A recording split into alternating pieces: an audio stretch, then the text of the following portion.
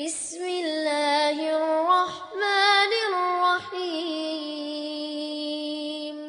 تمام قسم کی تعریف و توصیف، کبریائی و بڑائی، حمد و ثنا اس اللہ وحدہ لا شریک کے لیے لائق و زیبا ہے جو تمام کائنات کا پروردگار ہے، جو تمام کائنات کا خالق ہے، مالک ہے، مدبر ہے، رازق ہے، جس کے اختیار میں ہر چیز ہے، اور وہی وہ ذات ہے جس نے ہم انسانوں کو پیدا کیا، اور اسی کا احسان عظیم ہے کہ اس نے ہمیں مسلمان بنایا، نبی صلی اللہ علیہ وسلم کا امتی بنایا۔ درود و سلام و تمام انبیاء کرام پر، بالخصوص آخری نبی، پیارے نبی، شافی محشر، ساقی کوثر، جناب محمد الرسول اللہ صلی اللہ علیہ وسلم پر، جنہوں نے ہم تک اس دین اسلام کو پہنچا دیا، رسالت کا حق ادا کر دیا، اور وہی وہ نبی ہے صلی اللہ علیہ وسلم جو انسانوں کے لیے، انسانیت کو بچانے کے لیے تڑپتے تھے، اور وہی وہ نبی ہے جن پر ایک مرتبہ درود بھیجنے سے اللہ کی 10 رحمتیں نازل ہوتی ہے، 10 گناہ مٹا دیے جاتے ہیں، اور 10 درجات بلند کر دیے جاتے ہیں۔ اللہم صلی وسلم علی نبینا محمد صلی اللہ علیہ وسلم۔ حاضرین جمعہ، آج کے اس خطبہ جمعہ میں آپ کے سامنے ماہ رجب اور اس کی بدعات کے متعلق گفتگو کرنے کی کوشش کروں گا، کیونکہ جس مہینے سے ہم ابھی گزر رہے ہیں وہ اسلامی مہینہ کون سا ہے؟ وہ ماہ رجب ہے، یعنی رجب کا مہینہ ہے۔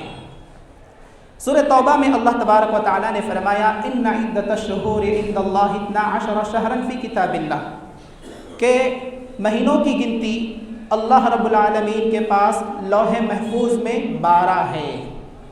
یوم خلق السماوات والارض، اس دن سے جس دن اللہ نے آسمانوں اور زمین کو پیدا کیا، منہا اربعۃ حرم، اور ان 12 مہینوں میں 4 مہینے ایسے ہیں جو کہ حرمت والے مہینے ہیں۔ ذالک الدین القیم، اور یہی مضبوط دین ہے۔ فلا تظلموا فیہن انفسکم، ان 4 مہینوں میں تم اپنے نفسوں پر خاص طور پر ظلم نہ کیا کرو۔ اس آیت کریمہ میں کئی چیزیں معلوم ہوئی۔ سب سے پہلی چیز کہ اللہ کے نزدیک مہینوں کی گنتی کتنی ہے؟ وہ ہے 12، یعنی مہینے 12 ہیں۔ اور کب سے ہے؟ جب سے اللہ نے آسمانوں اور زمین کو پیدا کیا، اور ان میں 12 مہینوں میں 4 مہینے ایسے ہیں جو کہ حرمت والے مہینے ہیں۔ حرمت والے مہینوں سے مراد عظمت والے ہیں، تعظیم والے ہیں، احترام والے ہیں، یعنی یہ 4 مہینے ایسے ہیں جن کا احترام کرنا، تعظیم کرنا ضروری ہے اور واجب ہے۔ اور ان 4 مہینوں میں کیا نہیں کرنا ہے؟ اللہ تبارک و تعالیٰ نے فرمایا فلا تظلموا فیہن انفسکم، کہ ان حرمت والے 4 مہینوں میں خاص طور پر تم اپنے نفسوں پر ظلم نہ کرو۔ اب سوال یہ ہے کہ وہ 4 مہینے کون سے ہیں جو حرمت والے ہیں، تعظیم والے ہیں، تقدس والے ہیں؟ تو اس کی وضاحت حدیث سے ہوتی ہے، جو کہ صحیح بخاری صحیح مسلم کی روایت ہے۔ راوی حدیث حضرت ابو بکر رضی اللہ تعالی عنہ ہے۔ وہ فرماتے ہیں کہ پیارے نبی جناب محمد رسول اللہ صلی اللہ علیہ وسلم نے ارشاد فرمایا السنۃ 12 شہرا، کہ مہینہ یعنی سال جو ہوتا ہے وہ 12 مہینوں کا ہوتا ہے۔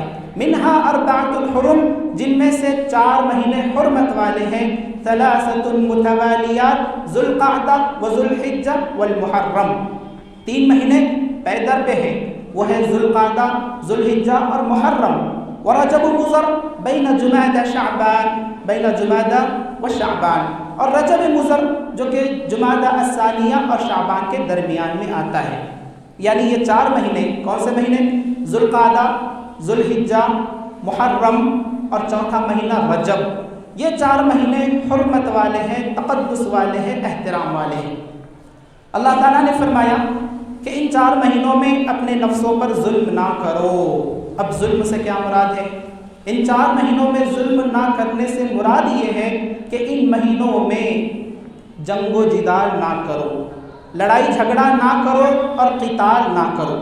جیسا کہ اللہ تبارک و تعالیٰ نے اس کی وضاحت کی ہے، سورہ بقرہ کی آیت ہے یسألونک عن الشہر الحرام قتال فیہ، کہ وہ آپ سے حرمت والے مہینے کے بارے میں سوال کرتے ہیں، آپ کہہ دیجئے قل قتال فیہ کبیر، کہ ان حرمت والے مہینوں میں قتال کرنا، جنگ کرنا کبیرہ گناہ ہے۔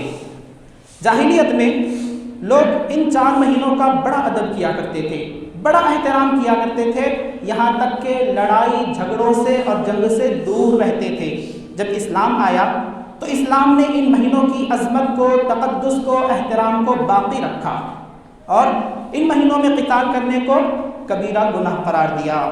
تو ظلم سے مراد کیا ہے کہ ان مہینوں میں جنگ و جدال اور قتال نہیں کرنا ہے، اور دوسرا مراد یہ بھی ہے کہ ان مہینوں میں اپنے آپ پر ظلم نہ کرو سے مراد یہ ہے کہ ان 4 مہینوں میں اللہ کی نافرمانی سے بچو، اللہ کی نافرمانی سے بچو، گناہ نہ کیا کرو، کیونکہ گناہوں کا بوجھ ان مہینوں میں زیادہ بڑھ جاتا ہے۔ حافظ ابن کثیر رحمہ اللہ نے ابن عباس رضی اللہ تعالیٰ عنہما سے نقل کیا کہ ظلم سال کے 12 مہینوں میں حرام ہے، لیکن بالخصوص ان 4 مہینوں میں، حرمت والے مہینوں میں، جن میں سے ذوالقعدہ، ذوالحجہ، محرم اور جس مہینے سے ہم گزر رہے ہیں رجب، ان 4 مہینوں میں خاص طور سے ظلم کو حرام قرار دیا گیا ہے۔ کیوں؟ ابن عباس رضی اللہ تعالیٰ عنہ فرماتے ہیں کیونکہ ان مہینوں میں گناہ اور نافرمانی کا بوجھ بڑھ جاتا ہے اور نیکی اور عمل صالح کا اجر و ثواب بھی بڑھا دیا جاتا ہے۔ امام ابن قتادہ رحمہ اللہ فرماتے ہیں فَلَا تَظْلِمُوا فِيهِنَّ أَنفُسَكُمْ، کہ ان حرمت والے مہینوں میں اپنے نفسوں پر ظلم نہ کرو۔ کہتے ہیں کہ ظلم دوسرے مہینوں کی بنسبت ان حرمت والے مہینوں میں اس کا گناہ زیادہ بڑھ جاتا ہے، اور اگر اللہ جس مہینے میں چاہے ظلم کا گناہ بڑھا دے، یہ اللہ کے اختیار میں ہے، اللہ کو کوئی روکنے والا نہیں ہے۔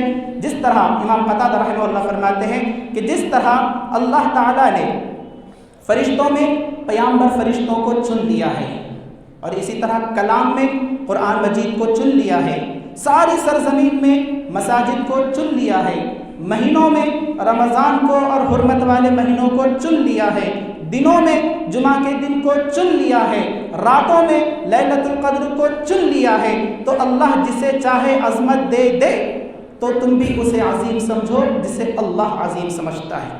پتہ کیا چلا کہ ان مہینوں میں، جس مہینے سے بالخصوص ہم گزر رہے ہیں رجب سے، ان مہینوں میں اللہ کی نافرمانی سے بچنا ہے، گناہوں میں ملوث ہونے سے بچنا ہے، کیونکہ اگر ہم ان مہینوں میں گناہ کریں گے، یقیناً گناہ کا بوجھ ہر وقت بڑا ہے، لیکن ان مہینوں میں گناہ کا بوجھ اور بڑھ جاتا ہے، گناہ کئی گنا بڑھا کر دیا جاتا ہے۔ اور یاد رکھیے گناہ ایک ایسی چیز ہے جس کی وجہ سے دلوں پر زنگ لگ جاتا ہے، دل زنگ آلود ہو جاتے ہیں، سیاہ ہو جاتے ہیں اور کالے پڑ جاتے ہیں۔ سورۃ المطففین کی آیت ہے، اللہ تبارک و تعالیٰ کا فرمان ہے کلا بل ران علی قلوبہم ما کانوا یکسبون، ہرگز نہیں بلکہ ان کے دلوں پر تو زنگ چڑھ گیا ہے ان کی بدعمالیوں کی وجہ سے، ان کے گناہوں کی وجہ سے، ان کی نافرمانی کی وجہ سے۔ اور جامع ترمذی کی روایت ہے، پیارے نبی صلی اللہ علیہ وسلم فرماتے ہیں کہ جب ایک مومن بندہ گناہ کرتا ہے، اللہ کی نافرمانی والا عمل کرتا ہے، تو اس کے دل پر ایک کالا اور سیاہ نقطہ پڑ جاتا ہے، لیکن جب وہ اس گناہ سے معافی مانگ لیتا ہے، اس گناہ سے بچ جاتا ہے، تو اللہ تبارک و تعالیٰ اس دھبے کو، اس نقطے کو جو کہ سیاہ ہے، کالا ہے، دھو دیتا ہے۔ لیکن جب مومن گناہ پر گناہ کرتا جاتا ہے تو اس کا نقطہ اور وہ سیاہ پن، کالا پن بڑھتا جاتا ہے حتیٰ کہ سارے دل پر چھا جاتا ہے، پورا کا پورا دل سیاہ اور کالا ہو جاتا ہے۔ اور پیارے نبی صلی اللہ علیہ وسلم نے فرمایا کہ یہ وہی رین ہے، یعنی زنگ ہے، جس کا تذکر اللہ تعالیٰ نے سورہ مطففین میں کیا، کلا بل ران علی قلوبہم ما کانوا یکسبون، کہ ان کے دلوں پر زنگ چڑھ گیا ہے ان کے گناہوں کی وجہ سے، ان کی بدعمالیوں کی وجہ سے۔ اور یاد رکھیے گناہ ایک ایسی چیز ہے جس کی وجہ سے زندگی تنگ ہو جاتی ہے، رزق سے برکتیں چھن جاتی ہے، دلوں سے سکون و اطمینان ختم ہو جاتا ہے۔ سورہ طٰہٰ کی آیتیں ہیں، اللہ تبارک و تعالیٰ کا فرمان ہے وَمَنْ أَعْرَضَ عَنْ ذِكْرِي فَإِنَّ لَهُ مَعِيشَةً ضَنْكًا، کہ جو لوگ ہماری یاد سے، ہمارے ذکر سے اعراض کریں گے، ان کے لیے ان کی زندگی تنگ ہو جائے گی۔ وَنَحْشُرُهُ يَوْمَ الْقِيَامَةِ أَعْمَىٰ، اور کل قیامت کے دن ہم انہیں اندھا کر کے اٹھائیں گے۔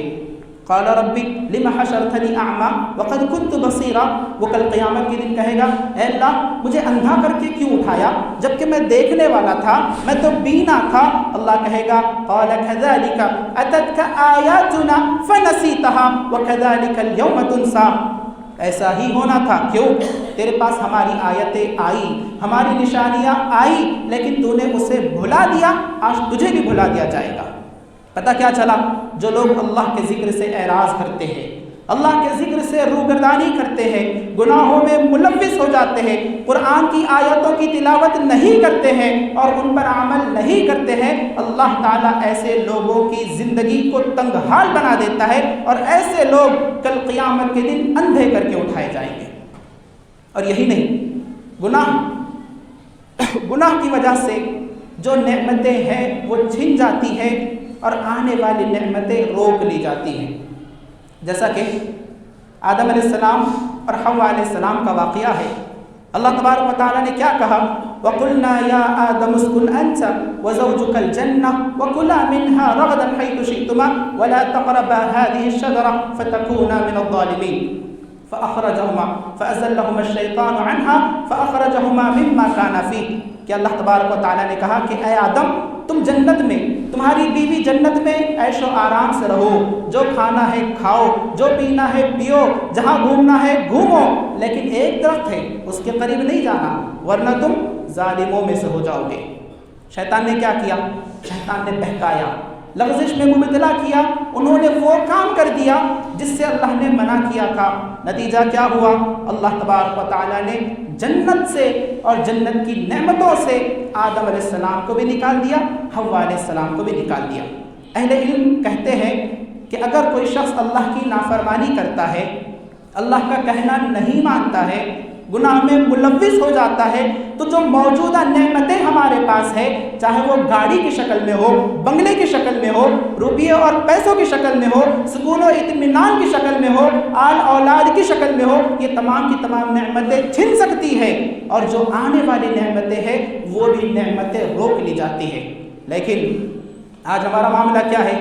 سب سے بڑا بے وقوف ہے وہ انسان، سب سے بڑا بے غیرت ہے وہ انسان جو خود بھی گناہ کرتا ہے اور گناہ کا بوجھ اپنے سر لیے گھومتا ہے، اور دوسروں کا گناہ بھی لے کر اپنے سر گھومتا ہے، دوسروں کے گناہوں کا بوجھ بھی اپنے سر لیے گھومتا ہے۔ کیسے؟ کھلم کھلا گناہ کر کے، گانا سنتا ہے، میوزک سنتا ہے، اور اسی گانے کو، اسی میوزک کو اپنے واٹس ایپ اسٹیٹس پر لگا لیتا ہے۔ خود بھی گناہ کیا اور اس گانے کو، اس میوزک کو واٹس ایپ اسٹیٹس پر لگا دیا۔ اب جتنے لوگ اس کے اسٹیٹس کو دیکھیں گے ان تمام کا بوجھ بھی اس کے سر پر لاد دیا جاتا ہے۔ کتنا بے وقوف ہے وہ انسان! یاد رکھیے، اسے کھلم کھلا گناہ کرنا کہتے ہیں۔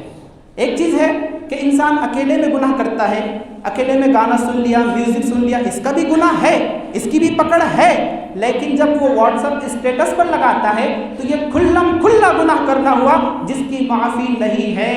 پیارے نبی صلی اللہ علیہ وسلم نے فرمایا کل امتی معافی، کل امتی معافی الا المجاہرون، کہ میری امت کا ہر انسان، میرا ہر امتی بخش دیا جا سکتا ہے، معاف کیا جا سکتا ہے، سوائے کھلم کھلا گناہ کرنے والوں کے، کہ ان کے لیے معافی نہیں ہے، ان کے لیے درگزر نہیں ہے۔ اور یاد رکھیے، واٹس ایپ پر اسٹیٹس لگانا، چاہے وہ فوٹو پر گانا اور میوزک ایڈ کرنا ہو، یا اسی طرح برتھ ڈے کی مناسبت سے بچوں کی فوٹوز پر گانا اور میوزک کو ایڈ کرنا اور واٹس ایپ پہ اسٹیٹس لگا دینا، یاد رکھیے یہ کھلم کھلا گناہ کرنا ہے۔ تو ہمیں ہر مہینے میں، ہر وقت گناہوں سے اجتناب کرنا ہے، لیکن بالخصوص حرمت والے مہینے، کون سے مہینے ہیں وہ؟ ذوالقعدہ، ذوالحجہ، محرم اور رجب جس مہینے سے ہم گزر رہے ہیں، ان میں گناہوں سے بچنا ہے، کیونکہ گناہوں کا بوجھ دگنا تگنا کر دیا جاتا ہے۔ اور اگر ہم ان مہینوں میں نیکی کا کام کریں گے تو نیکی کا اجر و ثواب بھی بڑھا دیا جاتا ہے۔ یاد رکھیے، جب ہم گناہ کر رہے ہو تو کسی بھی گناہ کو معمولی، حقیر، کمتر نہ سمجھیں۔ گناہ ہوتا ہے، پیارے نبی صلی اللہ علیہ وسلم نے حضرت عائشہ رضی اللہ تعالیٰ عنہ کو نصیحت کی، فرمایا ایاکی ومحقرات الذنوب فإن لها من اللہ طالبا، کہ اے عائشہ گناہوں کو حقیر، کمتر، چھوٹا اور معمولی نہ سمجھو۔ کیوں؟ کیونکہ اللہ کی جانب سے ایک فرشتہ ہے جو گناہوں کو لکھ رہا ہے۔ فَمَن يَعْمَلْ مِثْقَالَ ذَرَّةٍ خَيْرًا يَرَهُ وَمَن يَعْمَلْ مِثْقَالَ ذَرَّةٍ شَرًّا يَرَهُ، جو ذرہ برابر بھی گناہ کرے گا اللہ تبارک و تعالیٰ اسے بھی دیکھ رہا ہے۔ بلال بن سعد رضی اللہ تعالیٰ عنہ فرمایا کرتے تھے لا تنظر الى صغر المعصیہ، تم یہ نہ دیکھو کہ یہ جو گناہ کر رہا ہوں وہ بہت ہی معمولی ہے، چھوٹا ہے، حقیر ہے، نہیں، بلکہ تم یہ دیکھو کہ جس کی تم نافرمانی کر رہے ہو وہ بہت ہی عظیم ہستی ہے۔ اور روایتوں میں آتا ہے کہ مومن کی صفت کیا ہوتی ہے کہ وہ گناہوں کو بڑا ہی بوجھ سمجھتا ہے، عظیم سمجھتا ہے۔ روایت میں آتا ہے کہ جب مومن بندہ گناہ کرتا ہے تو وہ اپنے اس گناہ کو اس پہاڑ کی مانند سمجھتا ہے جس کے نیچے وہ بیٹھا ہوا ہے، اور وہ پہاڑ اب تب میں اس کے اوپر گرنے والا ہے۔ یعنی مومن بوجھ سمجھتا ہے، اللہ کی طرف رجوع کرتا ہے اور اپنے گناہوں سے فوراً معافی مانگ لیتا ہے۔ لیکن منافق وہ ہوتا ہے اپنے گناہوں کو اتنا ہلکا، اتنا کمتر، اتنا معمولی سمجھتا ہے جیسے اس کی ناک پر مکھی بیٹھی ہو، ہاتھ سے اشارہ کیا، مکھی بھاگ گئی۔ گویا کہ گناہوں کو بہت ہی حقیر اور کمتر کون سمجھتا ہے؟ منافق سمجھتا ہے۔ تو ہمیں ہر وقت گناہوں سے اجتناب کرنا ہے، اور بالخصوص حرمت والے مہینوں میں ماہ رجب میں بھی گناہوں سے اجتناب کرنا ہے، گناہوں سے بچنا ہے۔ جس مہینے سے ہم گزر رہے وہ ماہ رجب ہے۔ رجب یہ ترجیب سے ہے جس کا عربی زبان میں معنی ہوتا ہے تعظیم کرنا، اور رجب کو رجب اس لیے کہا جاتا ہے کیونکہ جاہلیت کے لوگ اس مہینے کی تعظیم کیا کرتے تھے، احترام کیا کرتے تھے، مقدس سمجھتے تھے، اور اس مہینے میں بتوں کے لیے جانور کو ذبح بھی کیا کرتے تھے، اور اس رسم کو وہ عتیرہ کا نام دیا کرتے تھے۔ لیکن جب اسلام آیا، اسلام نے رجب کی حرمت کو تو باقی رکھا، ادب کو تو باقی رکھا، تقدس کو تو باقی رکھا، لیکن جو اس میں شرک کیا جاتا تھا، یعنی جاہلیت کے لوگ بتوں کے نام سے جانوروں کو ذبح کرتے تھے، اسلام نے اس کو حرام قرار دیا، شرک اکبر قرار دیا۔ چنانچہ حضرت ابو ہریرہ رضی اللہ تعالیٰ عنہ راوی حدیث ہے، صحیح بخاری صحیح مسلم کی روایت ہے، پیارے نبی صلی اللہ علیہ وسلم فرماتے ہیں لا فرع ولا عتیرہ، اسلام میں نہ فرع ہے نہ عتیرہ ہے، نہ فرع کی گنجائش ہے نہ عتیرہ کی گنجائش ہے۔ فرع کیا ہے؟ اونٹ، گائے، بکری کا وہ پہلا بچہ جسے جاہلیت کے زمانے میں بتوں کے نام سے ذبح کیا جاتا تھا۔ فرع اونٹ یا گائے یا بکری کا وہ پہلا بچہ، جو کہ پہلا بچہ وہ جنتی ہے، جو پہلا بچہ بتوں کے نام سے ذبح کیا جاتا تھا اسے فرع کہا جاتا تھا۔ اور عتیرہ وہ جانور جسے جاہلیت کے زمانے میں خاص طور پر رجب کے مہینے میں ذبح کیا جاتا تھا بتوں کے نام سے۔ آپ صلی اللہ علیہ وسلم نے کیا فرمایا؟ لا فرع ولا عتیرہ، نہ تو فرع کی اسلام میں گنجائش ہے نہ ہی عتیرہ کی۔ گویا کہ یہ حدیث اس بات پر دلالت کرتی ہے کہ جو غیر اللہ کے نام سے، اللہ کے علاوہ کسی اور کے نام سے جانور ذبح کیا جاتا ہے وہ حرام ہے، ممنوع ہے، شرک اکبر ہے، اور ایک انسان کو ملت سے نکالنے کے لیے کافی ہے۔ سورہ مائدہ میں اللہ تبارک و تعالیٰ کا فرمان ہے حرمت علیکم المیتۃ والدم ولحم الخنزیر وما اہل لغیر اللہ بہ، کہ تمہارے لیے حرام کر دیا گیا کون سا جانور؟ مردار، مرا ہوا جانور تمہارے لیے حرام کر دیا گیا ہے، والدم، اور بہتا ہوا خون بھی تمہارے لیے حرام کر دیا گیا ہے، ولحم الخنزیر، اور سور کا گوشت، خنزیر کا گوشت بھی تمہارے لیے حرام کر دیا گیا ہے، وما اہل لغیر اللہ بہ، اور جس چیز پر اللہ کے علاوہ کسی اور کا نام لیا گیا ہو وہ بھی تمہارے لیے حرام کر دیا گیا ہے، والمنخنقۃ والموقوذۃ والمتردیۃ والنطیحۃ وما اکل السبع الا ما ذکیتم۔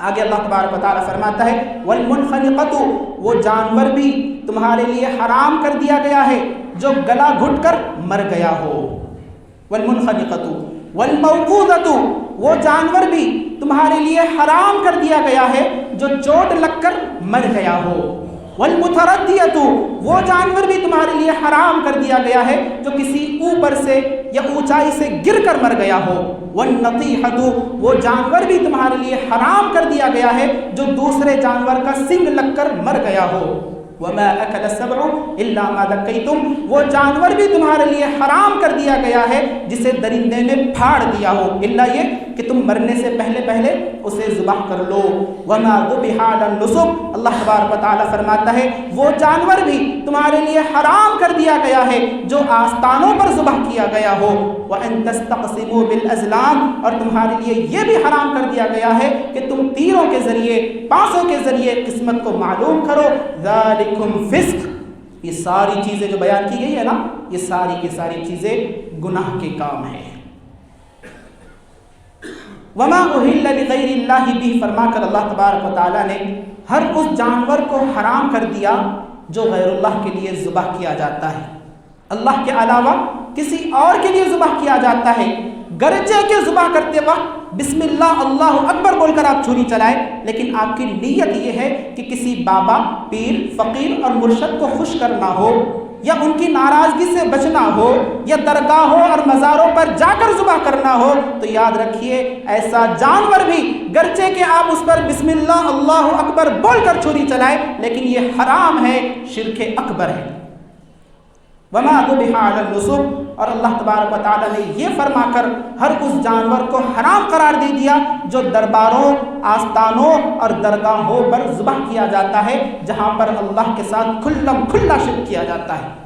یاد رکھیے اسلام میں تو اتنی سختی ہے کہ وہ جانور بھی اسلام میں حرام ہے جس جانور کو ایسی جگہ پر ذبح کیا جائے جہاں پر شرک کیا جاتا ہو، جہاں پر بتوں کی عبادت کی جاتی ہو، جہاں پر شرک اور غیر اللہ کی عبادت اور پوجا کی جاتی ہو، ویسا جانور بھی حرام ہے۔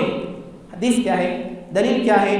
حضرت ثابت بن الضحاک رضی اللہ تعالیٰ عنہ فرماتے ہیں ایک شخص نبی کریم صلی اللہ علیہ وسلم کی خدمت میں حاضر ہوا، کہنے لگا اللہ کے نبی صلی اللہ علیہ وسلم میں نے نظر مانی ہے کہ بوانا نامی مقام پر میں ایک اونٹ کو ذبح کروں گا۔ بوانا یہ مقام کا نام ہے، جگہ کا نام ہے۔ کہا کہ میں نے نظر مانی تھی کہ بوانا نامی مقام پر میں اونٹ ذبح کروں گا، کیا میں اپنی نظر کو پورا کر لوں؟ پیارے نبی صلی اللہ علیہ وسلم نے فرمایا هل كان فيها وثن من اوثان الجاہلیت يعبد کیا وہاں پر یعنی بوانا نامی مقام پر جاہلیت کے بتوں میں سے کسی بت کی عبادت کی جاتی تھی؟ کہا نہیں۔ کہا هل كان فيها عيد من اعيادهم کیا وہ لوگ وہاں پر عید یا میلہ یا جشن منایا کرتے تھے؟ کہا نہیں۔ آپ صلی اللہ علیہ وسلم نے فرمایا اوفی بنذرک اپنی نظر کو پوری کرو کیونکہ اللہ کی معصیت میں، اللہ کی نافرمانی میں نظر پوری نہیں کی جاتی، اور وہ بھی نظر پوری نہیں کی جاتی جس کی انسان اختیار نہ رکھتا ہو، قدرت نہ رکھتا ہو۔ اس حدیث سے کیا پتہ چلا؟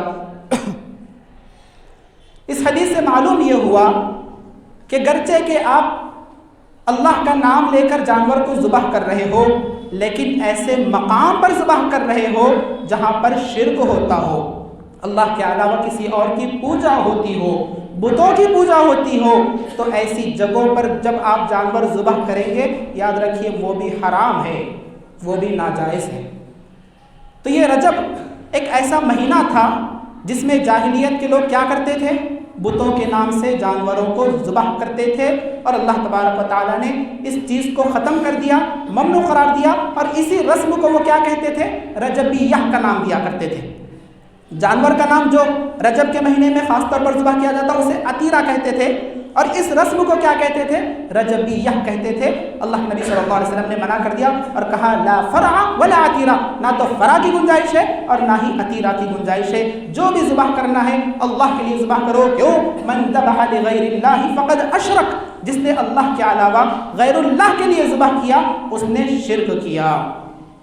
اور اسی طرح ماہ رجب ایک تو چیز ہوئی کہ بتوں کے نام سے وہ جانوروں کو ذبح کرتے تھے، یہ الگ چیز ہوئی، لیکن رجب کا مہینہ ایک ایسا مہینہ ہے جس میں ایسی چیزیں، کئی ایسی بدعتیں ایجاد کر رکھی ہے جس کا نہ اسلام سے دور دور تک کا واسطہ ہے، نہ کتاب اللہ، نہ سنت رسول اللہ، نہ فہم سلف، نہ صحابہ، نہ تابعین، نہ تبع تابعین، دور دور تک ان سے کچھ بھی واسطہ نہیں۔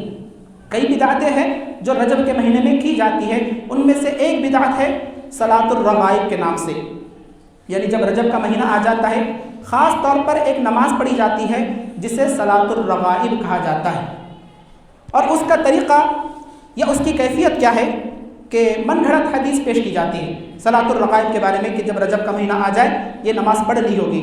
کون سی حدیث ہے کہ جو شخص، آپ صلی اللہ علیہ وسلم نے فرمایا، جو شخص رجب کی پہلی جمعرات کے دن کا روزہ رکھے، پھر جمعہ کی رات کو مغرب و عشاء کے درمیان 12 رکعت دو کر کے اس طرح پڑھے کہ ہر رکعت میں سورہ فاتحہ کے بعد 3 مرتبہ سورۃ القدر اور 12 مرتبہ سورۃ الاخلاص کی تلاوت کرے، جب نماز سے فارغ ہو تو مجھ پر 70 مرتبہ یہ درود پڑھے، اللہم صلی علی محمد النبی الامی وعلی آلہ، پھر سجدے میں چلا جائے اور یہ دعا 70 مرتبہ پڑھے، رب اغفر ورحم وتجاوز عما تعلم انک انت العزیز الاعظم۔ بعد ازاں دوسرا سجدہ بھی اسی طرح کرے، اس کے بعد وہ جو کچھ اللہ سے مانگے گا اس کی ہر حاجت پوری ہو جائے گی، ہر دعا پوری ہو جائے گی۔ یہ دلیل پیش کی جاتی ہے رجب کے مہینے میں خاص طور پر صلاۃ الرغائب یعنی یہ نماز پڑھنے کی دلیل پیش کی جاتی ہے۔ جبکہ اگر ہم محدثین کے اقوال اس حدیث کے بارے میں دیکھیں گے تو پتہ چلے گا کہ یہ حدیث موضوع ہے، من گھڑت ہے، اللہ کے نبی صلی اللہ علیہ وسلم کی طرف جھوٹی نسبت ہے۔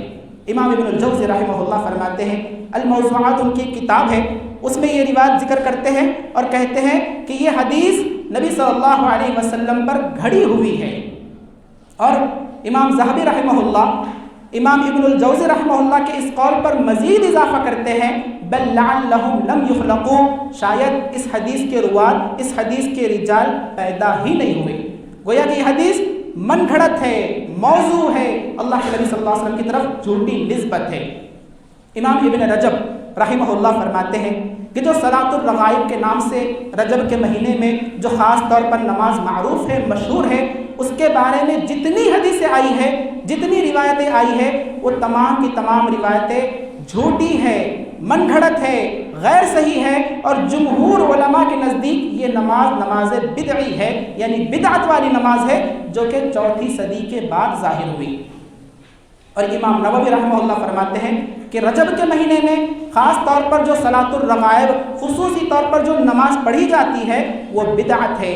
اور امام شوکانی رحمہ اللہ فرماتے ہیں قد اتفق الحفاظ على انها موضوعہ، کہ حفاظ حدیث کا اس بات پر اتفاق ہے کہ جو نماز خاص طور پر رجب کے مہینے میں پڑھی جاتی ہے وہ بدعت ہے۔ پتہ کیا چلا کہ اس مہینے میں ایک بدعت کی جاتی ہے، وہ صلاۃ الرغائب کے نام سے، ہمارے پاس تو وہ زیادہ نہیں ہے لیکن دوسرے بعض علاقوں میں اس کا بہت زیادہ اہتمام کیا جاتا ہے۔ تو یاد رکھیے یہ خاص طور پر جو نماز پڑھی جاتی ہے یہ بدعت ہے اور محدثین کے یہی اقوال ہے۔ اسی طرح اور ایک بدعت جو رجب کے مہینے میں کی جاتی ہے وہ یہ کہ مخصوص طریقے سے روزہ رکھنا۔ رجب کا مہینہ آ گیا، مخصوص روزے رکھے جاتے ہیں اور ان روزوں کی مخصوص فضیلت کو سمجھا جاتا ہے اور دلیل پیش کی جاتی ہے کیا کہ اللہ کے نبی صلی اللہ علیہ وسلم نے فرمایا رجب کا مہینہ بہت ہی عظمت والا مہینہ ہے، جو شخص رجب کے مہینے میں ایک دن کا روزہ رکھے گا اللہ تعالیٰ اس کے لیے 1000 سال تک کے روزے لکھ دیتا ہے، جو شخص 2 روزے رکھے گا اللہ تعالیٰ 2000 سال تک کے روزے اس کے لیے لکھ دیتا ہے، جو شخص 3 روزے رکھے گا 3000 سال تک کے روزے اس کے لیے لکھ دے جاتے ہیں، جو شخص 7 روزے رکھے گا اس کے لیے جہنم کے دروازے بند کر دیے جاتے ہیں، جو شخص 8 روزے رکھے گا اس کے لیے جنت کے سارے دروازے کھول دیے جاتے ہیں، جس دروازے سے چاہے وہ داخل ہو جائے۔ اور آگے آپ صلی اللہ علیہ وسلم فرماتے ہیں جو شخص 15 روزے رکھے گا اس کی برائیوں کو، اس کے گناہوں کو نیکی میں تبدیل کیا جائے گا اور پکارنے والا ایک آواز دے گا کہ تمہاری مغفرت کر لی گئی ہے، اب تم نئے سرے سے اعمال شروع کر لو۔ اور جو شخص اس سے زیادہ روزے رکھے گا اللہ تعالیٰ اسے اور مزید بڑھا چڑھا کر عطا کرے گا۔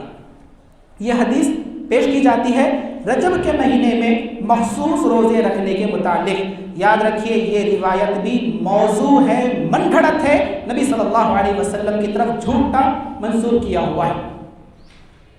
امام حافظ ابن حجر رحمہ اللہ فرماتے ہیں کہ ماہ رجب کی خاص فضیلت کے متعلق یا رجب کے مہینے میں مخصوص روزوں کی فضیلت کے متعلق جتنی احادیث مروی ہے، جتنی روایتیں مروی ہے، فہی علی قسمین، تو ان روایتوں کی، ان حدیث کی دو قسمیں ہیں، ضعیفہ و موضوعہ، یا تو وہ ضعیف ہے یا تو من گھڑت ہے۔ اور اسی طرح الموضوعات میں یہ بات ذکر کی گئی ہے کہ رسول اللہ صلی اللہ علیہ وسلم سے رجب کے مہینے میں مخصوص روزے رکھنے کے بارے میں کچھ بھی ثابت نہیں ہے۔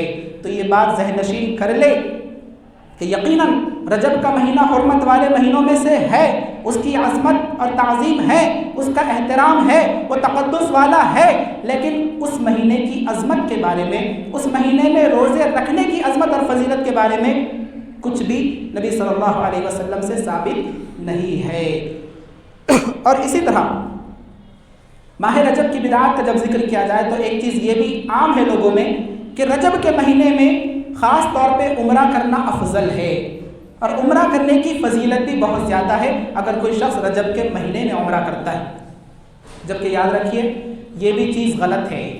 خاص طور پر عمرہ کرنا اور رجب کے مہینے میں عمرہ کرنے کی فضیلت کی کوئی دلیل ثابت نہیں ہے، نہ تو کتاب اللہ سے، نہ سنت رسول اللہ صلی اللہ علیہ وسلم سے۔ کیوں؟ کیونکہ اللہ کے نبی صلی اللہ علیہ وسلم نے خود بھی رجب کے مہینے میں عمرہ نہیں کیا۔ دلیل کیا ہے؟ عروہ بن زبیر رحمہ اللہ فرماتے ہیں کہ میں ابن عمر رضی اللہ تعالیٰ عنہما کے ساتھ حضرت عائشہ رضی اللہ تعالیٰ عنہ کے حجرے کے قریب بیٹھا ہوا تھا۔ اتنے میں نے پوچھا، اے ابن عمر رضی اللہ عنہما، کیا نبی صلی اللہ علیہ وسلم نے رجب کے مہینے میں عمرہ کیا تھا؟ انہوں نے کہا ہاں کیا تھا۔ عروہ بن زبیر کہتے ہیں میں نے یہ بات حضرت عائشہ رضی اللہ تعالیٰ عنہ کو سنا دی۔ حضرت عائشہ رضی اللہ تعالیٰ عنہ نے کہا اللہ ابن عمر کی مغفرت کرے، اللہ کی قسم نبی صلی اللہ علیہ وسلم نے رجب کے مہینے میں کبھی عمرہ نہیں کیا۔ اور حضرت عائشہ رضی اللہ تعالیٰ عنہ فرماتی ہے کہ جب بھی آپ نے عمرہ کیا ہر وقت ابن عمر رضی اللہ عنہما آپ صلی اللہ علیہ وسلم کے ساتھ ہوتے، لیکن اس کے باوجود بھی وہ یہ چیز بھول گئے۔ اور حضرت عائشہ رضی اللہ تعالیٰ عنہ کی یہ باتیں ابن عمر رضی اللہ عنہما سن رہے تھے اور وہ خاموش رہے۔ صحیح مسلم کی یہ روایت ہے۔ کیا پتہ چلا؟ کہ رجب کے مہینے میں نبی صلی اللہ علیہ وسلم نے کوئی عمرہ نہیں کیا، اور خاص طور پر رجب کے مہینے میں عمرہ کرنا اور اسے افضل سمجھنا، یاد رکھیے یہ کوئی حدیث سے، صحیح حدیث سے ثابت نہیں ہے۔ حضرت انس بن مالک رضی اللہ تعالیٰ عنہ فرماتے ہیں، صحیح بخاری صحیح مسلم کی روایت ہے کہ اللہ کے نبی صلی اللہ علیہ وسلم نے صرف 4 عمرے کیے، اور وہ سارے کے سارے ذوالقعدہ کے مہینے میں کیے، سوائے اس عمرے کے جو کہ آپ صلی اللہ علیہ وسلم نے حج کے ساتھ کیا تھا۔ تو یہ اعتقاد رکھنا کہ رجب کے مہینے میں عمرہ کرنے کی الگ فضیلت ہے، رجب کے مہینے میں خاص طور پر عمرہ کرنا افضل ہے، اس کا ثبوت ہمیں قرآن و حدیث سے، فہم سلف سے نہیں ملتا۔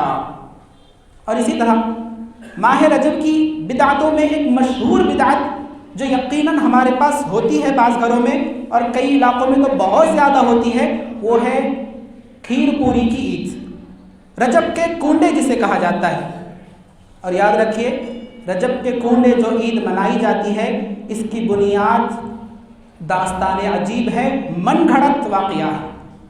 رجب کے کنڈوں کے بارے میں نہ تو کسی مستند کتاب میں اس کا ذکر ہے، نہ ہی کسی مستند عالم نے اسے صحیح قرار دیا ہے، نہ کتاب اللہ میں اس کا ذکر ہے، نہ رسول اللہ صلی اللہ علیہ وسلم کے اقوال میں اس کا ذکر ہے، نہ صحابہ کرام نے کیا ہے، نہ تابعین نے کیا ہے، نہ تبع تابعین نے کیا ہے، نہ سلف صالحین نے کیا ہے، لیکن ہمارے بھولے بھالے چند مسلمان یہ عید کرتے ہیں جو کہ یاد رکھیے بدعت ہے، بدعت ہے، دین میں نئی چیز ہے۔ کنڈوں کی عید جسے کہا جاتا ہے، کھیر پوری کی عید جسے کہا جاتا ہے، اور اس کے بارے میں ایک داستان عجیب ہے، عجیب و غریب قصہ ہے جو کہ من گھڑت واقعہ ہے، جس کا خلاصہ میں آپ کے سامنے پیش کرتا ہوں۔ قصہ کیا ہے کنڈوں کی عید کے متعلق؟ کہ ایک لکڑہارا تھا مدینے میں، ایک لکڑہارا تھا اور وہ بہت ہی زیادہ فقر و فاقہ اور بہت ہی زیادہ پریشان حالی میں اپنی زندگی گزار رہا تھا۔ روپیہ پیسہ مال دولت اس کے پاس کچھ بھی نہیں۔ اب وہ پیسہ کمانے کے لیے مدینہ سے باہر نکلتا ہے، 12 سال تک در در کی ٹھوکریں کھاتا ہے، لیکن روپیہ پیسہ مال و دولت اسے میسر نہیں آتی۔ اور ادھر اس کی بیوی یعنی لکڑہارے کی بیوی وزیر کے محل میں کام کرتی ہے، نوکرانی کی حیثیت سے جھاڑو پوچھا وغیرہ کر لیتی ہے۔ ایک دن حضرت جعفر صادق رحمہ اللہ، یہ کون ہے؟ حضرت جعفر صادق رحمہ اللہ یہ آپ صلی اللہ علیہ وسلم کے خاندان میں سے ہے اور بڑے علماء میں ان کا شمار ہوتا ہے، بزرگان دین میں سے ہے۔ تو ایک مرتبہ جعفر صادق رحمہ اللہ کا گزر وزیر کے محل کے سامنے سے ہوا، اپنے ساتھیوں کے ساتھ گزر رہے تھے، اپنے ساتھیوں سے پوچھنے لگے کہ آج کون سی تاریخ ہے؟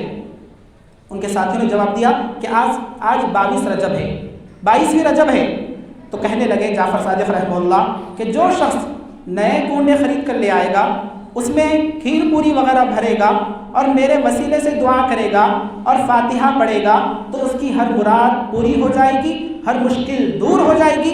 اگر ایسا نہ ہوا تو کل قیامت کے دن وہ میرا گریبان اور دامن پکڑ سکتا ہے۔ یہ بات کس نے سنا؟ لکڑہارے کی بیوی نے، جو کہ نوکری کر رہی تھی، مزدوری کر رہی تھی وزیر کے محل میں۔ یہ بات سنتے ہی اس نے کیا کیا؟ نئے کنڈے منگائے اور اس میں کنڈے بھر دیا اور فاتحہ وغیرہ دے دی۔ کرنا یہ ہوا، اس کا نتیجہ یہ ہوا کہ اس کا لکڑہارا شوہر 12 سال کے بعد در در کی ٹھوکریں کھانے کے بعد مال و دولت کا انبار لے کر واپس لوٹتا ہے۔ اتنا مال کہ وزیر کے محل کے سامنے اس نے ایک نیا محل تعمیر کر دیا، بڑا ہی بڑا۔ جب وزیر کی بیوی نے دیکھا کہ ہمارے محل کے سامنے ایک نیا محل تعمیر ہوا ہے، کہنے لگی کس کا محل ہے؟ لوگوں نے کہا کہ جو تمہارے پاس نوکرانی تھی اس کے شوہر کا محل ہے، اس کے پاس بہت زیادہ مال آ گیا ہے۔ اس نے اس نوکرانی کو بلایا اور کہا کہ یہ مالداری کا راز کیا ہے؟ اس نے کہا مالداری کا راز یہ ہے کہ میں نے جعفر صادق رحمہ اللہ کے نام کے کنڈے بھرے تھے، پوریاں بنائی تھی اور فاتحہ دیا تھا، اسی لیے میرا شوہر مالا مال ہو گیا۔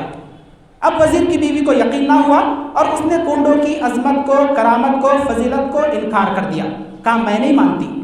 اب نہیں ماننے کا نتیجہ یہ ہوا کہ وزیر کی بیوی کو اور وزیر کو بدنصیب دن دیکھنے پڑے، اور اس کا نتیجہ یہ ہوا کہ بادشاہ نے وزیر کو معزول کر دیا، نکال دیا، اور صرف نکالا نہیں بلکہ جلا وطن کرنے کا حکم دے دیا، یعنی بستی سے دور بھاگ جاؤ۔ وزیر کو بھی، وزیر کی بیوی کو بھی۔ کیوں؟ کیونکہ انہوں نے کنڈے کی فضیلت اور کرامت کا انکار کر دیا تھا۔ اب چنانچہ وزیر معزول کر دیا گیا ہے، نکال دیا گیا ہے، اس کی بیوی کے ساتھ راستے میں جا رہا ہے۔ راستے سے چلتے چلتے وہ کیا کرتا ہے؟ ایک خربوزہ خریدتا ہے اور اپنے رومال میں باندھ دیتا ہے کس کر، اور راستے سے چل رہا ہے۔ اور اتفاق ایسا ہوا کہ اسی دن بادشاہ کا بیٹا یعنی شہزادہ شکار پر گیا ہوا تھا، گھر واپس لوٹ کر نہیں آیا۔ اب درباریوں نے کہا بادشاہ سلامت، ایسا لگتا ہے کہ جس وزیر کو آپ نے معزول کیا ہے اس نے آپ کی دشمنی میں شاید آپ کے شہزادے کو قتل کروا دیا ہو۔ بادشاہ نے وزیر کے پیچھے اپنے لوگوں کو بھیجا، وزیر کو اس کے لوگوں نے واپس لایا تو پوچھا کہ میرا بیٹا کہاں ہے؟ تو نے میرے بیٹے کے ساتھ کیا کیا ہے؟ میرے شہزادے کے ساتھ کیا کیا ہے؟ کہا مجھے نہیں معلوم آپ کا بیٹا کہاں ہے۔ کہا یہ رومال میں کیا ہے؟ کہا رومال میں خربوزہ ہے، بھوک اگر لگے گی ہم راستے میں کھا لیں گے۔ کہا رومال کو کھولو۔ جب رومال کو کھولا گیا تو شہزادے کا سر خون آلود اس میں پڑا ہوا ہے۔ بادشاہ نے کیا کیا؟ اس وزیر کو، وزیر کی بیوی کو جیل میں ڈال دیا اور قتل کرنے کا حکم دے دیا۔ اب دونوں جیل میں ہیں۔ اب بیوی کہتی ہے، وزیر کی بیوی کہتی ہے اجی ایسا لگتا ہے کہ میں نے جعفر صادق رحمہ اللہ کے کنڈوں کی فضیلت کا انکار کر دیا تھا، اس کی عظمت کا انکار کر دیا تھا، اس کا مذاق اڑایا تھا، تو ایسا لگتا ہے کہ یہ ساری مصیبتیں اسی کی وجہ سے۔ اب دونوں نے پختہ ارادہ کر لیا اگر ہم نجات پا گئے، جیل سے نکل گئے تو ہم ضرور کنڈوں کی عید کریں گے، جعفر صادق رحمہ اللہ کے نام کی فاتحہ پڑھیں گے۔ ان کا ارادہ کرنا تھا کہ شہزادہ گھر واپس لوٹ کر آ گیا۔ بادشاہ حیران بھی ہوا اور خوش بھی ہوا، دونوں کو بلایا، میاں بیوی کو بلایا اور کہنے لگا کیا معاملہ ہے، کیا ماجرا ہے؟ تو کہنے لگی کہ ہم نے کنڈوں کی فضیلت کا، کرامت کا انکار کر دیا تھا، اسی لیے ہم قتل بھی ہونے والے تھے، لیکن جیسے ہی ہم نے ارادہ کر لیا کہ ہم اس کنڈے کی عید کو منا لیں گے، آپ کا بیٹا بھی واپس آ گیا، ہماری جان بھی بچ گئی۔ تو اس وقت بادشاہ نے اعلان کیا، مملکت کے لوگوں سے کہا کہ تمام کے تمام لوگ کیا کریں گے؟ نئے کنڈے لے کر آئیں گے، کھیر پوری والی عید کریں گے اور فاتحہ دیں گے۔ یہ من گھڑت واقعہ ہے۔ یہ جتنا واقعہ میں نے خلاصے کے طور پر آپ کو پیش کیا ہے، یہ واقعہ پیش کیا جاتا ہے اور کھیر پوری کی عید کے جواز کے لیے یہ دلیل بنائی جاتی ہے کہ دیکھو ایسا ایسا ہوا تھا۔ یاد رکھے یہ بدعت ہے۔ اگر جعفر صادق رحمہ اللہ کے نام کے اگر آپ کنڈے بھرتے ہیں، کنڈے کسے کہتے ہیں؟ گملہ جس میں جھاڑ وغیرہ، پودے وغیرہ اگائے جاتے ہیں، اگر آپ ان کے نام کی عید کرتے ہیں تو جعفر صادق رحمہ اللہ ماہ رجب میں نہ تو پیدا ہوئے اور نہ ہی ماہ رجب میں ان کا انتقال ہوا۔ ان کی ایک دلیل یہ بھی ہوتی عید کرنے کی کہ اس مہینے میں جعفر صادق رحمہ اللہ کا انتقال ہوا تھا، جبکہ یاد رکھیے ان کے انتقال کی تاریخ بھی ماہ رجب میں نہیں ہے۔ مان لو کہ جعفر صادق رحمہ اللہ اس مہینے میں وفات پا گئے، تو یہ کون سی عقل ہے کہ کسی کے انتقال پر آپ مٹھائی بنائیں، مٹھائی کھائیں اور مٹھائی تقسیم کریں؟ یہ عقل میں آنے والی بات نہیں ہے۔ اور تیسری چیز یہ کہ جعفر صادق رحمہ اللہ کے علاوہ کئی بزرگان دین گزرے ہیں جو کہ ان سے بھی عظیم ہیں، ان سے بڑے بڑے بزرگان دین ہیں، اب ان کے ناموں کی عید کیوں نہیں کرتے؟ اب ان کے نام کے کنڈے کیوں نہیں بھرتے؟ اب ان کے نام کی کھیر پوری کیوں نہیں بناتے؟ کھیر پوری کیوں نہیں کھاتے؟ کھیر پوری کیوں نہیں تقسیم کرتے؟ یہ بھی ایک تعجب والی بات ہے نا۔ اور اسی طرح پانچویں چیز یہ کہ یہ دین اسلام مکمل نظام ہے، دین اسلام مکمل ہے، نہ اس میں ذرہ برابر کمی کی گنجائش ہے اور نہ ہی زیادتی کی گنجائش ہے، غلو بھی نہیں، افراد بھی نہیں، تفرید بھی نہیں، بلکہ اسلام جیسا ہے اسے ماننا ہوگا، نہ کمی کی اجازت ہے نہ زیادتی کی اجازت ہے۔ کیوں؟ اليوم اکملت لکم دینکم واتممت علیکم نعمتی ورضیت لکم الاسلام دینا، کہ آج میں نے تمہارے لیے تمہارے دین کو مکمل کر دیا ہے، اپنی نعمت کو تمام کر دیا ہے، اور اسلام کے دین ہونے پر میں تمہارے لیے راضی ہو گیا۔ اور ایک چیز جو کہ بہت ہی تنبیہ والی چیز ہے کہ یہ جو کونڈے کی عید منائی جاتی ہے نا، کھیر پوری کی جو عید منائی جاتی ہے نا رجب کے مہینے میں خاص طور پر، یہ یاد رکھیے، ذہن نشین کر لیجئے کہ شیعوں کی ایجاد کردہ عید ہے یہ، شیعوں کی، جو کہ صحابہ کرام کے دشمن ہوا کرتے ہیں، اللہ اکبر، صحابہ کرام کو گالیاں دیتے ہیں، ان لوگوں کی ایجاد کردہ رسم ہے یہ کنڈوں کی عید، کنڈوں کو بھرنا۔ کیوں؟ کیونکہ رجب کے مہینے میں 22 رجب کو جو کنڈے کی عید منائی جاتی ہے وہ شیعہ کرتے ہیں، اور معاویہ بن ابی سفیان رضی اللہ تعالیٰ عنہ جو کہ صحابی رسول ہے، کاتب وحی ہے، صحابی ہے، ان کے انتقال کی خوشی میں یہ شیعہ لوگ کیا کرتے ہیں؟ مٹھائی بناتے ہیں، مٹھائی کھاتے ہیں، مٹھائی تقسیم کرتے ہیں، اللہ اکبر۔ اور یہ ہمارے بھولے بھالے مسلمان شیعوں کی ایجاد کردہ رسم کو اپنائے ہوئے ہیں، انہیں پتہ نہیں کہ تاریخ کیا ہے، انہیں پتہ نہیں کہ قرآن کیا ہے، انہیں پتہ نہیں کہ حدیث کیا ہے، انہیں پتہ نہیں کہ فہم سلف کیا ہے، انہیں پتہ نہیں کہ سلف صالحین کا عمل کیا ہے، بس سنی سنائی ہوئی باتوں پر عمل کرتے ہیں، بدعتیں کرتے ہیں، اور اسی طرح بدعتوں پر ان کا خاتمہ ہو جاتا ہے، والعیاذ باللہ۔ تو یہ معاویہ بن ابی سفیان رضی اللہ تعالیٰ عنہ کا 22 رجب کو انتقال ہوا تھا، تو اس انتقال کی خوشی میں، صحابی رسول کے انتقال کی خوشی میں، کیونکہ وہ دشمنی رکھتے ہیں اور معاویہ رضی اللہ تعالیٰ عنہ سے دشمنی کو دین و ایمان کا حصہ سمجھتے ہیں، تو انہوں نے کیا کیا تھا؟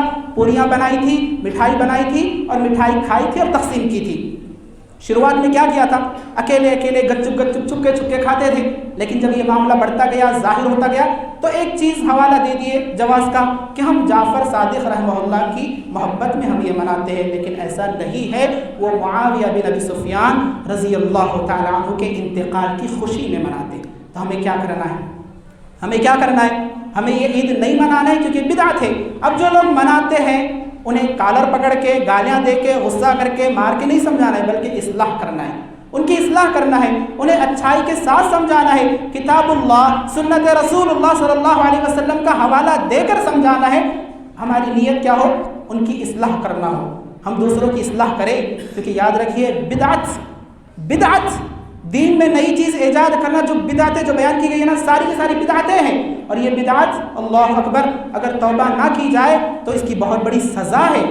اللہ کے نبی صلی اللہ علیہ وسلم خطبہ جمعہ میں ارشاد فرمایا کرتے تھے، اما بعد فإن خیر الحدیث کتاب اللہ وخیر الہدی ہدی محمد صلی اللہ علیہ وسلم۔ سن رکھو کہ بہترین بات، بہترین کلام اگر کوئی ہے تو وہ کتاب اللہ ہے، قرآن مجید ہے، وخیر الہدی ہدی محمد صلی اللہ علیہ وسلم، بہترین راستہ، بہترین طریقہ اگر کوئی ہے تو محمد الرسول اللہ صلی اللہ علیہ وسلم کا طریقہ ہے۔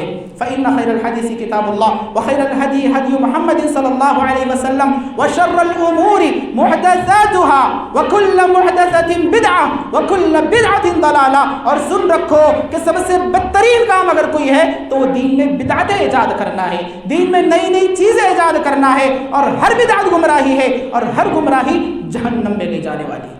یہ بدعت معمولی نہ سمجھے اسے، کیونکہ یہ گمراہی ہے، اور گمراہی کہاں لے جانے والی ہے؟ جہنم میں لے جانے والی ہے، والعیاذ باللہ۔ حضرت عائشہ رضی اللہ تعالیٰ عنہ فرماتی ہے، صحیح بخاری صحیح مسلم کی روایت ہے، پیارے نبی جناب محمد الرسول اللہ صلی اللہ علیہ وسلم نے فرمایا، من احدث فی امرنا ھذا ما لیس منہ فہو رد، جس نے ہمارے دین میں کوئی نئی چیز ایجاد کی جس کا دین سے کوئی واسطہ نہیں ہے تو وہ مردود ہے، ناقابل قبول ہے، دھتکاری ہوئی چیز ہے۔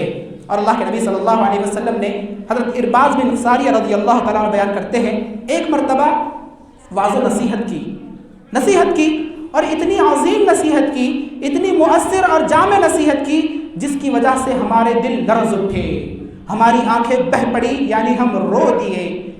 تو کسی نے کہا، اللہ کے نبی صلی اللہ علیہ وسلم ایسا لگتا ہے کہ یہ الوداعی خطبہ ہے، یہ الوداعی نصیحت ہے، بس آپ ہمیں نصیحت کر دیجئے، وصیت کر دیجئے۔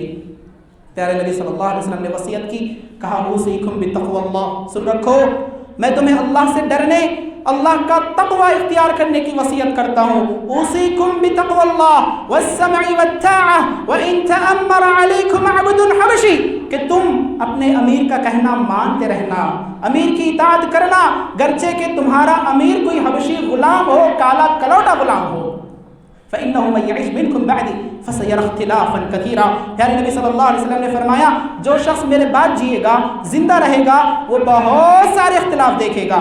علیکم بسنتی وسنت الخلفاء الراشدین المہدیین، تو تم اس وقت سنت کو تھامے رکھنا، مضبوطی کے ساتھ تھامے رکھنا، میری سنت کو اور میرے خلفاء جو کہ ہدایت یافتہ خلفاء ہے ان کی سنت کو تھامے رکھنا۔ وَإِيَّاكُمْ وَمُحْدَثَاتِ الْأُمُورِ، بدعتوں سے بچنا، دین میں نئی نئی چیزیں ایجاد کرنے سے بچنا۔ فَإِنَّ كُلَّ بِدْعَةٍ ضَلَالَةٍ، کیونکہ سن رکھو ہر بدعت گمراہی ہے، وَكُلَّ بِدْعَةٍ ضَلَالَةٍ وَكُلَّ ضَلَالَةٍ فِي النَّارِ، اور ہر گمراہی جہنم میں لے جانے والی۔